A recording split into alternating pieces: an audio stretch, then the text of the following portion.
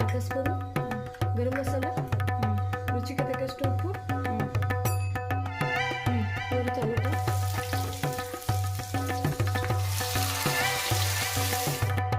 Hello guys, ನಮಸ್ತೆ, welcome back to my channel. ಇವತ್ತು mutton ಬೋಟಿ ಗೊಜ್ಜು ಹೇಗೆ ಮಾಡೋದಂತ ನೋಡೋಣ. Let's get started. ಇಲ್ಲಿ ಮಮ್ಮಿ ಮಟನ್ ಬೋಟಿನ ಚೆನ್ನಾಗಿ ಕ್ಲೀನ್ ಮಾಡಿ ಅರಿಶಿನ ಉಪ್ಪು ಹಾಕಿ ಬೇಯಿಸ್ಕೊಂಡಿದ್ದಾರೆ. ಕುಕ್ಕರಲ್ಲಿ 3 ರಿಂದ 4 ವಿಜಿಲ್ ಬರ್ಸ್ಕೊಂಡಿದ್ದಾರೆ. ಈಗ ಬೋಟಿ ಗೊಜ್ಜು ಮಾಡೋದಕ್ಕೆ ಏನೇನು ಬೇಕಂತ ನೋಡೋಣ. ಅಚ್ಚ ಖಾರದ ಪುಡಿ, ಧನಿಯಾ ಪುಡಿ, ಉರಿಗಡ್ಲೆ, ಗಸಗಸೆ, ಗರಂ ಮಸಾಲ, ಉಪ್ಪು, 3 ಸಣ್ಣ ಟೊಮೆಟೊ ತಗೊಂಡಿದ್ದಾರೆ, ಕೊತ್ತಂಬರಿ ಸೊಪ್ಪು, 1 ಈರುಳ್ಳಿ, 1 ಸಣ್ಣ ಕಪ್ನಷ್ಟು ತೆಂಗಿನಕಾಯಿ ತುರಿ, ಚಕ್ಕೆ ಲವಂಗ 2, ಕಸೂರಿ ಮೇಥಿ, 2 ಇಂಚು ಶುಂಠಿ, 3 ರಿಂದ 4 ಬೆಳ್ಳುಳ್ಳಿ, 1 ಬಾಳೆಕಾಯಿನ ಸಿಪ್ಪೆ ಹೊಡೆದು ಕಟ್ ಮಾಡಿ ಇಟ್ಕೊಂಡಿದ್ದೀವಿ, 1 ಆಲೂಗೆಡ್ಡೆ ಹಾಗೂ 1/4 kg ಹಸಿ ಅವರೆಕಾಳನ್ನ ತಗೊಂಡಿದ್ದೀವಿ.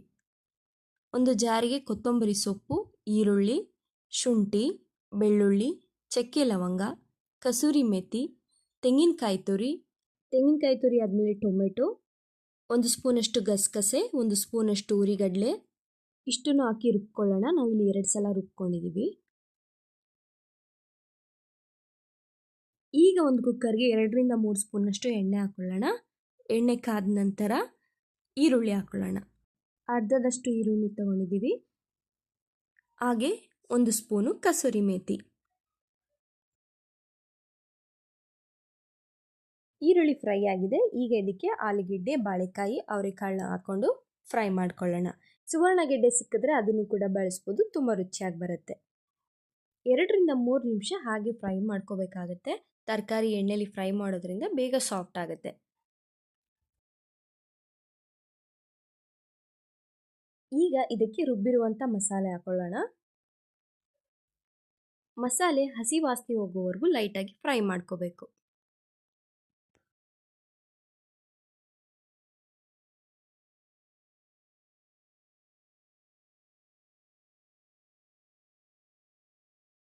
ಈಗ ಇದಕ್ಕೆ 2 ರಿಂದ 3 ಸ್ಪೂನಷ್ಟು ಅಚ್ಚ ಖಾರದ ಪುಡಿ, 2 ಸ್ಪೂನಷ್ಟು ಧನಿಯಾ ಪುಡಿ, ಅರ್ಧ ಸ್ಪೂನಷ್ಟು ಗರಂ ಮಸಾಲ ಇಷ್ಟನ್ನು ಹಾಕಿ ಮಿಕ್ಸ್ ಮಾಡ್ಕೊಳ್ಳೋಣ.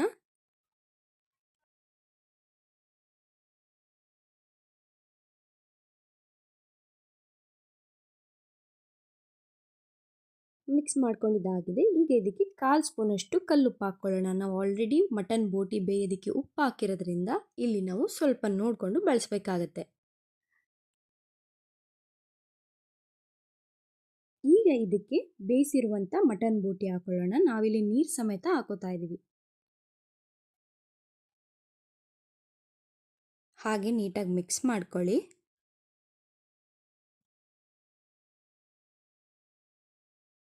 ಈ ಟೈಮಲ್ಲಿ ಉಪ್ಪು ಖಾರ ಸರಿಯಾಗಿದೆಯಾ ಅಂತ ಚೆಕ್ ಮಾಡ್ಕೊಳ್ಳಿ.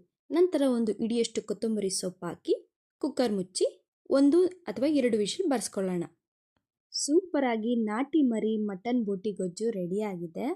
ಘಮ ಘಮ ಅಂತ ಪರಿಮಳ ಬರ್ತಿದೆ. ಎಷ್ಟು ಸುಲಭವಾಗಿ ಮಾಡ್ಕೋಬೋದು ಅಂತ ನೀವೇ ನೋಡಿದ್ರಲ್ಲ.